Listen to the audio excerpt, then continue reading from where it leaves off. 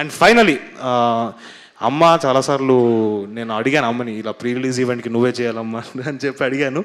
But ఆవిడ ఒకటే మాట చెప్పేది, వద్దురా నీ హార్డ్ వర్క్ వీటిని నమ్ము, అండ్ అవే నేను ముందరికి తీసుకెళ్తే, నేను వస్తే అది ఓవర్ షాడ్ అవుతుందని చెప్పారు. నాకు అర్థమైంది అండ్ నా హార్డ్ వర్క్ నేను నమ్మాను. సో నా దురదృష్టం ఏంటంటే మా అమ్మ నాన్న ఇలా ఈవెంట్స్కి రాలేరు.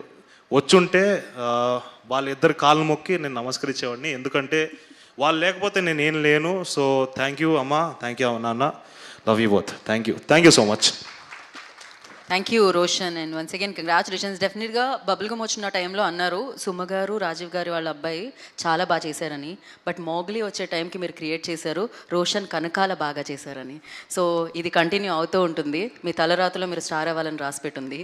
సో డెఫినెట్లీ అది జరుగుతుంది, అండ్ అది చూస్తూ ఉన్నాం, విట్నెస్ చేస్తూ ఉన్నాం. And once again congratulation for this film.